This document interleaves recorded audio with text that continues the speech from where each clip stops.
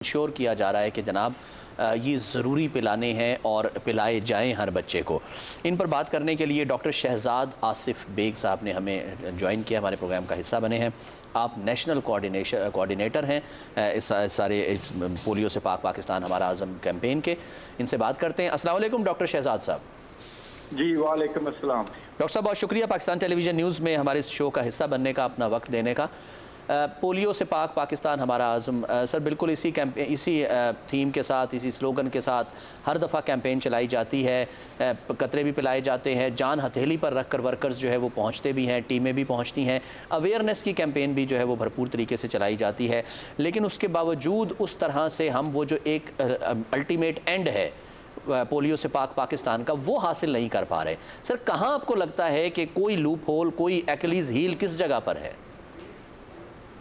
جی آپ نے بالکل ٹھیک کہا کہ ہم بہت کوشش کر رہے ہیں، اور اس مہم میں بھی جو کہ 29 مارچ سے 4 اپریل تک ہوئی، ہم نے 4 کروڑ بچوں کو ٹارگٹ تھا ہمارا پلانے کا، اور اس میں سے 37.6 ملین بچوں کو ہم نے قطرے پلائے ہیں۔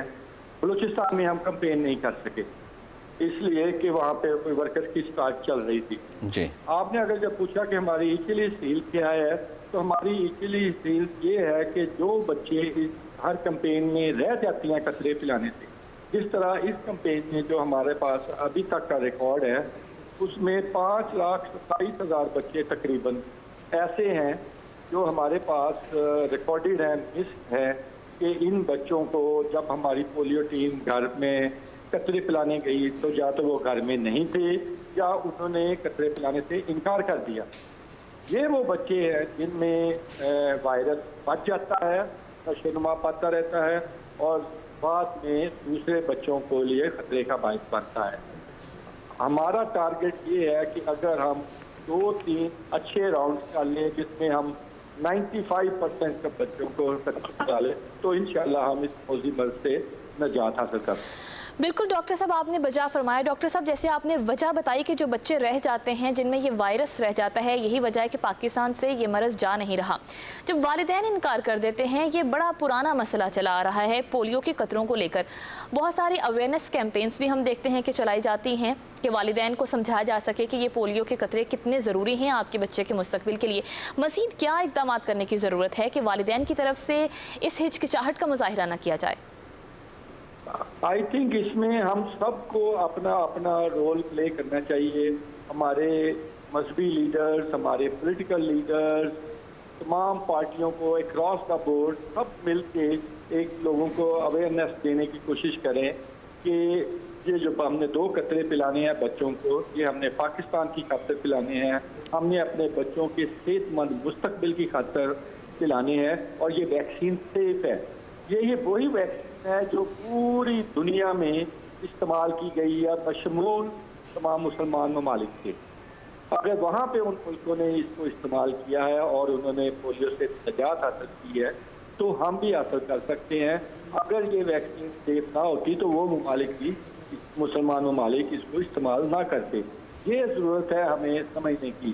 ہمارے میڈیا، ہمارے جو جتنے بھی انفلوئنشلز ہیں، ہم سب کو مل کے پاکستان کی خاطر یہ سب کرنا پڑے گا۔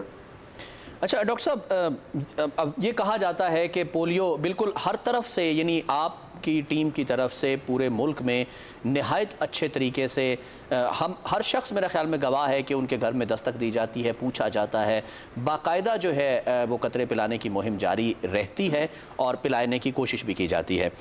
سیکیورٹی کی ٹیمیں بھی ساتھ ہوتی ہیں، یہ بھی ہم نے دیکھا ہے، پولیس باقاعدہ ان کو کور کرتی ہے، یہ بھی ہم نے دیکھا ہے۔ یہ تمام کے تمام فیکٹرز اپنی جگہ پر بالکل بھرپور طریقے سے کام کر رہے ہیں، اس کے لیے آپ مبارکباد کے مستحق ہیں۔ سر اویئرنیس یہ کہا جاتا ہے کہ یہ جو لوگ جیسے جن کا آپ بھی ذکر کر رہے ہیں کہ جو جب پلاتے نہیں ہیں، انکار کر دیتے ہیں، گھر سے چلے جاتے ہیں، ان کو اویئر کیسے کرنا ہے؟ علماء بھی کردار ادا کرتے ہوئے ہمیں نظر آ رہے ہیں، میڈیا بھی کر رہا ہے، تو ابھی بھی کیا کمی رہ گئی ہے؟ سر جس طرح ہم ان کو اویئرنیس کرنے کی کوشش کر رہے ہیں، اسی طرح کچھ لوگ ہیں جو نیگیٹو پروپیگنڈا بھی کرتے ہیں سوشل میڈیا پہ بھی، اور ویسے بھی علاقوں میں اگر ایک محلے میں ایک انکاری ہے تو وہ دوسرے لوگوں کو بھی کنونس کرنے کی کوشش کرتا ہے۔ تو اس طرح ایک منظم طریقے سے ایک نیگیٹو پروپیگنڈا بھی ہے جو ہر کمپین سے پہلے شروع ہو جاتا ہے اور تھوڑا تھوڑا ہوتا رہتا ہے. ہمیں یہ بھی ضرورت ہے کہ ہم اس کو بھی روکیں. اور دوسری بات آپ نے کہی, آپ نے بالکل ٹھیک کہی. میں اس فورم کے ذریعے اپنی تمام سیکیورٹی ایجنسیز, قانون نافذ کرنے والے اداروں کا بہت بہت شکریہ ادا کرنا چاہتا ہوں کہ الحمدللہ اس کمپین کے دوران کسی قسم کا کوئی ناخوشگوار واقعہ نہیں ہوا, اور یہ سب ان کی انتھک محنتوں کا نتیجہ ہے. ٹھیک ہے ڈاکٹر صاحب, جب ہم بلوچستان کے حوالے سے بات کرتے, جیسے ابھی آپ نے بھی آغاز میں بتا دیا تھا کہ وہاں پر نہیں ہو سکی ہے یہ کیمپین, تو اب وہاں پر دوبارہ کیمپین کرنے کے لیے کیا اقدامات کیے گئے ہیں, اور مستقبل میں بلوچستان میں اس طرح کے ایشوز نہ آئیں, اس سے نمٹنے کے لیے کیا حکمت عملی ہے؟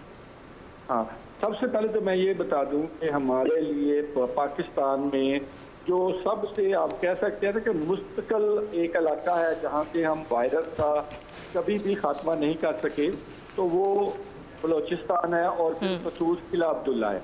لہٰذا ہمیں بہت ضرورت ہے کہ ہماری کمپین پورے پاکستان میں اچھی ہوں, لیکن بلوچستان اور قلعہ عبداللہ, پشین اور کوئٹہ میں سب سے اچھی ہوں. ہماری کوشش یہ ہے کہ اب رمضان کا مہینہ شروع ہونے والا ہے, اگر اس سے پہلے ہماری کمپین ہو جائے تاکہ ہم بہت اچھی کمپین کر سکیں, جس طرح باقی پاکستان میں ہوئی ہے ہم وہاں بھی کر سکیں, تاکہ کوئی ایسا ریزروائر یا کوئی ایسا ایریا نہ رہ جائے جہاں پہ ابھی بچوں کو قطرے نہیں پلائیں گے. جی, ڈاکٹر شہزاد آصف بیگ, آپ نیشنل کوارڈینیٹر ہیں اس ساری کیمپین کے. بہت شکریہ پاکستان ٹیلی ویژن نیوز میں آپ نے وقت دیا, ہمارے پروگرام کا حصہ بنے.